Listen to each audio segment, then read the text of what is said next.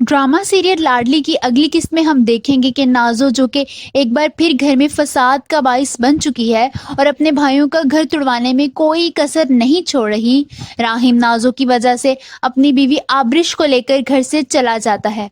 پہلے تو نازو اپنے بھائیوں کے پیٹھ پیچھے ان کی بیویوں کے ساتھ برا سلوک کرتی تھی، مگر اب اس نے راہم کے سامنے آبرش کا گلا دبانے کی کوشش کی، جس کی وجہ سے وہ گھر چھوڑ کر چلا جاتا ہے۔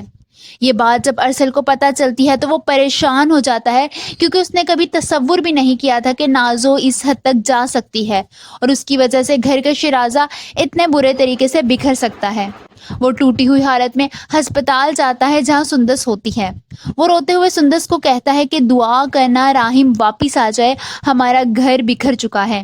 یہ سب سن کر سندس، جس کی طبیعت پہلے ہی خراب ہوتی ہے، وہ اور پریشان ہو جاتی ہے، کیونکہ وہ جانتی ہے کہ جب تک نازو وہاں ہے سکون نہیں آ سکتا۔ ارسل پریشانی کی حالت میں گھر چلا جاتا ہے کیونکہ صباحت بیگم وہاں بہت پریشان ہوتی ہیں۔ اس کے گھر جاتے ہی سندس کی امی اسپتال آتی ہیں اور پریشان ہوتے ہوئے کہتی ہیں کہ اس گھر کا تو نازو نے کچھ نہیں چھوڑا۔ سب گھر والے بہت پریشان ہوتے ہیں سوائے عمر کے۔ ارسل گھر جا کر نازو کے کمرے میں جاتا ہے اور غصے سے چیخنا شروع ہو جاتا ہے۔ عمر اور صباحت بیگم اندر آتے ہیں۔ عمر ارسل سے پوچھتا ہے کہ تم نازو پر غصہ کیوں کر رہے ہو؟ ارسل کہتا ہے کہ اس کی وجہ سے راہم اور آبرش گھر چھوڑ کر چلے گئے۔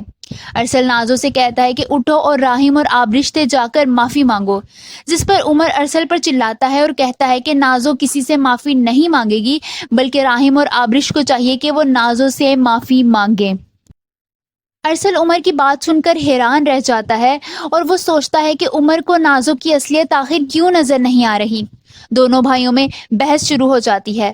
صباحت بیگم دکھی دل کے ساتھ اپنے گھر کو اپنی ہی لاڈلی کی وجہ سے اجڑتا ہوا دیکھ رہی ہیں۔ آپ سب کو کیا لگتا ہے، عمر جو نازو کا اتنا حمایتی ہے، جب اصلیت اس کے سامنے آئے گی تو کیا وہ یہ سب کچھ سہ پائے گا؟ کمنٹ میں اپنی رائے کا اظہار ضرور کیجیے۔